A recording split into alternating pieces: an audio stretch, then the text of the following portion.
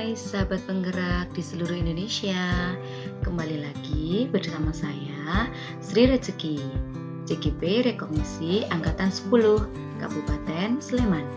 Kali ini saya akan berbagi aksi nyata pada modul yang terakhir, yaitu modul 3.3. Pada kesempatan kali ini saya akan berbagi tentang program kokurikuler yang saya beri nama cerdas, yaitu cakap, ekspresikan rasa dengan asertif dan santun. Mari kita ikuti lebih jauh. Tujuan pembelajaran kali ini yaitu yang pertama, para CGP diharapkan dapat menjalankan tahapan B atau buat pertanyaan dan juga A, ambil pelajaran berdasarkan model prakarsa perubahan Bagja yang telah dibuat sebelumnya pada tahap demonstrasi kontekstual dalam sebuah aksi nyata.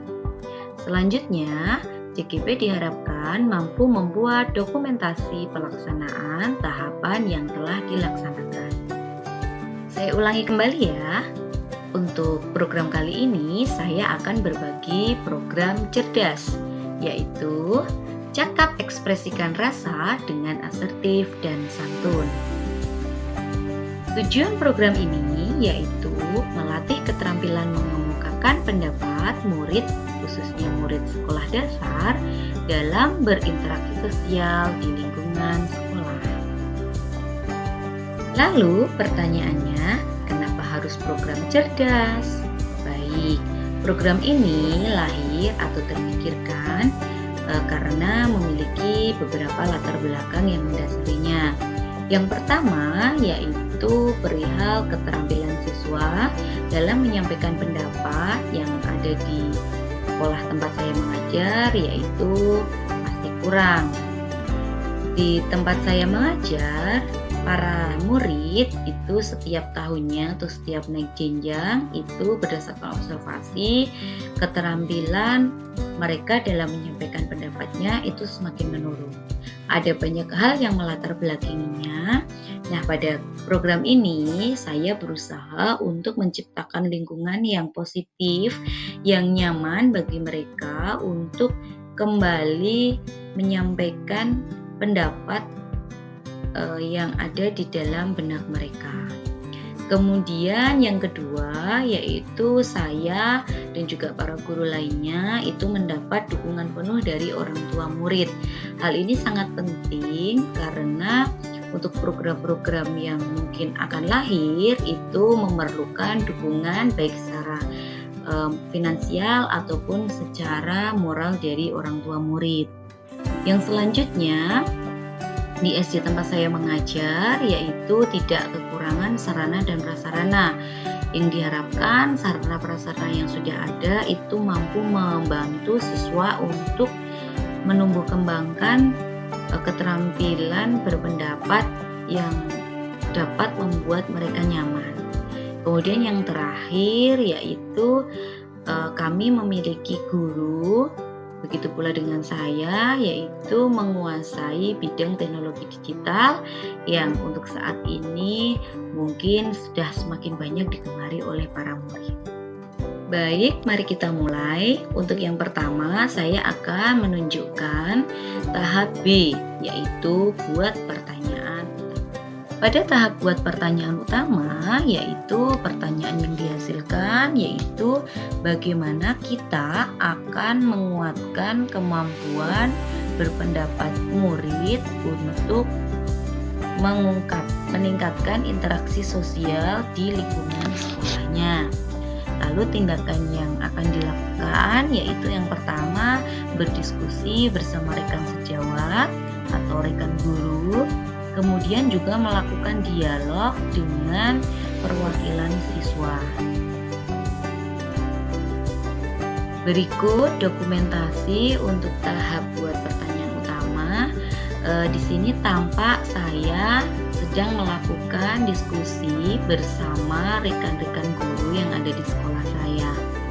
Diskusi ini sengaja dibuat non formal supaya terkesan lebih santai dan muncul ide-ide baru, mengingat pada tahap B itu diperlukan banyak inspirasi dari rekan-rekan guru, baik yang sudah pernah berhasil dalam meningkatkan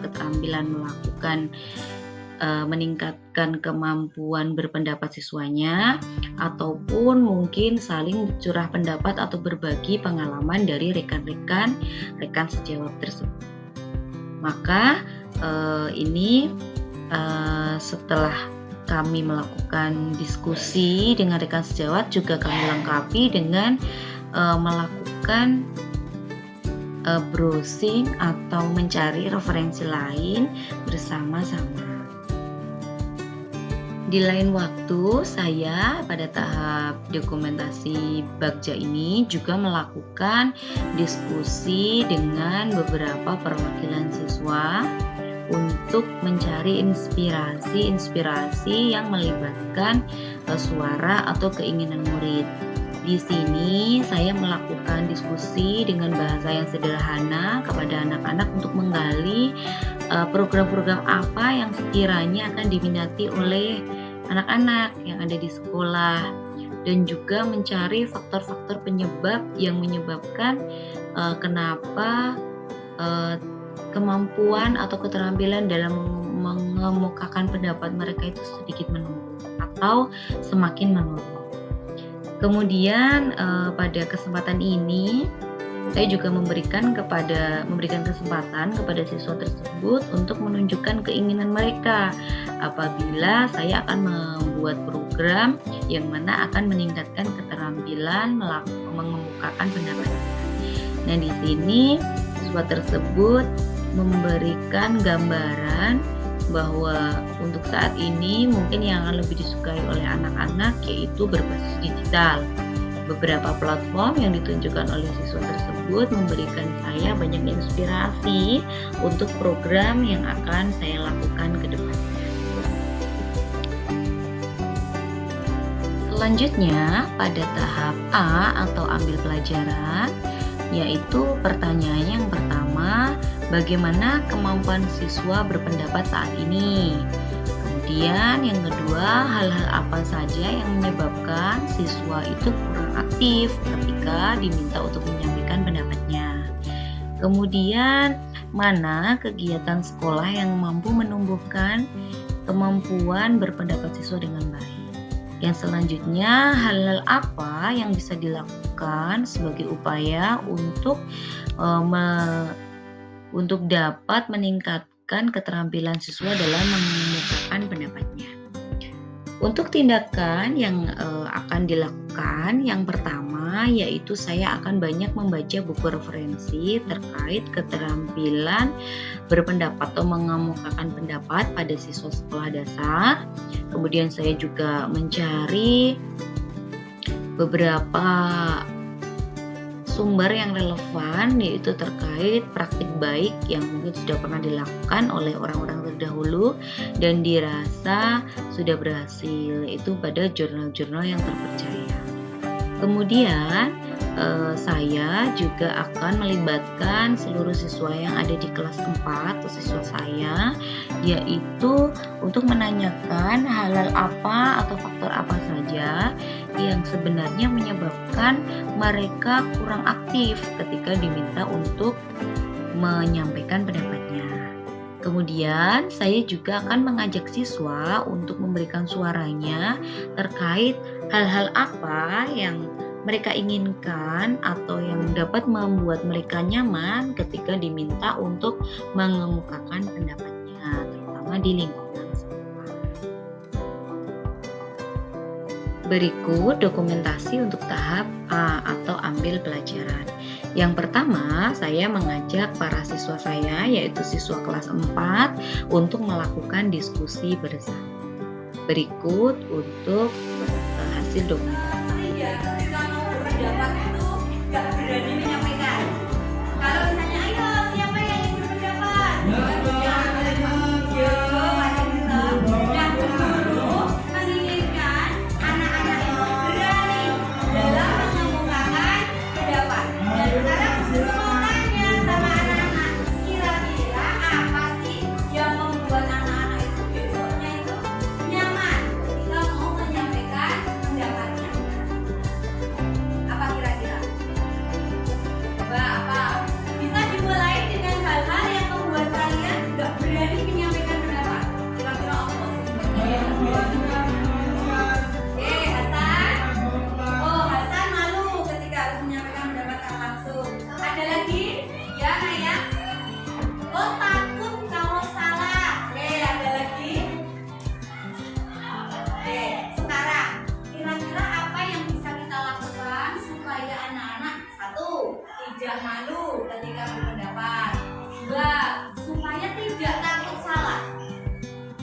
Selanjutnya, berikut untuk dokumentasi tahap A yang terekam dalam kamera.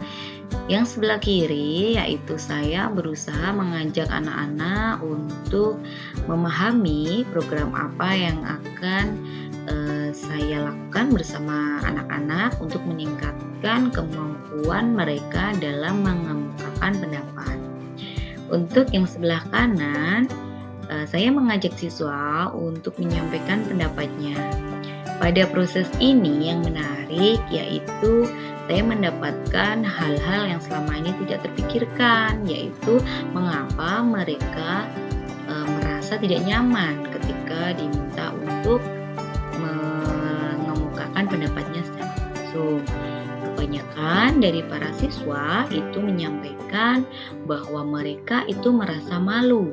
Nah, ini sesuai dengan perkembangan psikologi anak pendidikan, bahwa semakin besar itu mungkin sifat malunya akan semakin tinggi pula.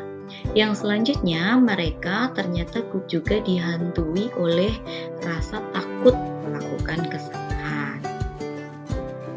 Selanjutnya, saya juga melakukan beberapa hal tambahan untuk memperkuat program yang akan saya lakukan. Seperti yang saya sampaikan di awal tadi, bahwa saya juga melakukan mengeksplor dengan membaca banyak referensi-referensi dari buku-buku yang relevan, yaitu tentang kemampuan atau keterampilan siswa dalam berpendapat, khususnya siswa sekolah dasar. Selain itu, saya juga banyak melakukan explore pada jurnal-jurnal, yaitu tentang praktik baik sekolah-sekolah yang mungkin pernah menerapkan program-program dalam meningkatkan keterampilan berpendapat siswanya. Dari 2 kegiatan atau 2 tahap bagja yang sudah saya lakukan, selanjutnya saya akan menyampaikan beberapa refleksi yang saya dapatkan pada kegiatan ini. Refleksi kali ini saya menggunakan model 4P, yaitu peristiwa, perasaan, pembelajaran, dan juga penerapan. Pada bagian yang pertama, yaitu terkait fact atau peristiwa, aksi nyata ini saya lakukan pada pertengahan bulan September. Secara garis besar, pelaksanaan tahap B dan juga A berjalan dengan sangat baik, meskipun dalam keterbatasan waktu. Kegiatan ini melibatkan beberapa pihak, di antaranya rekan sejawat, perwakilan beberapa siswa, dan juga murid-murid yang ada di kelas 4. Beberapa hal yang cukup menarik di antaranya yaitu ternyata rekan-rekan guru itu sangat antusias dan gembira ketika diajak berdiskusi yang saya kemas dalam diskusi yang santai. Kemudian saya lihat para murid juga sangat antusias ketika diminta memberikan sumbangsih terhadap program yang akan dilakukan khususnya untuk mereka sendiri. Yang selanjutnya, untuk feeling atau perasaan yang saya rasakan, yang pertama, pada awal pelaksanaan program tersebut, saya merasa sangat antusias sekali. Sedikit cemas, antusias karena ini adalah kesempatan untuk mengimplementasikan metode baru yang kolaboratif dalam menemukan solusi di lingkungan sekolah saya. Namun ada juga kekhawatiran tentang bagaimana siswa dan guru akan merespon proses ini. Apakah mereka terlibat aktif dan apakah hasilnya akan sesuai harapan? Selain hal tersebut, saya juga merasa cemas karena waktu yang diberikan cukup singkat. Perasaan tersebut lambat laun itu pun menghilang. Hal itu dikarenakan rekan-rekan guru dan juga para murid ternyata menyambut dengan sangat positif. Hal ini yang membuat saya sangat senang dan juga lebih semangat dalam melaksanakan. Yang ketiga yaitu finding atau pembelajaran yang saya peroleh. Dari aksi nyata ini, saya banyak belajar bahwa pendekatan partisipatif itu sangat efektif dalam menggali permasalahan maupun solusi yang lebih tepat sasaran. Melalui tahapan bagja, yaitu buat pertanyaan, ambil pelajaran, gali mimpi, jabarkan rencana, dan atur eksekusi, saya melihat pentingnya mendengarkan dan juga melibatkan semua pihak dalam proses pengambilan keputusan. Proses ini membantu memperkuat hubungan dan rasa tanggung jawab bersama dalam mencapai tujuan bersama. Yang terakhir yaitu future atau penerapan. Kedepannya, berdasarkan refleksi ini, saya berencana untuk yang pertama, saya berencana untuk meningkatkan strategi fasilitasi ketika melakukan setiap tahapannya supaya semua peserta yaitu murid atau dekan guru yang mungkin kurang percaya diri itu merasa lebih nyaman dan termotivasi untuk berpartisipasi lebih aktif. Kemudian saya juga akan mengatur waktu pelaksanaannya dengan lebih baik, mungkin dengan membuat kelompok yang lebih kecil agar diskusi bisa lebih fokus dan juga mendalam. Penerapan program Bagja ini, maksud saya juga akan menerapkan program Bagja ini secara berkelanjutan dan terintegrasi dalam kegiatan belajar, sehingga budaya pemecahan masalah secara kolaboratif itu semakin tertanam di sekolah. Sekian yang dapat saya bagikan pada aksi nyata ini. Terima kasih sudah menyimak. Semoga apa yang saya bagikan dapat diadopsi di sekolah rekan-rekan penggerak lainnya. Terima kasih.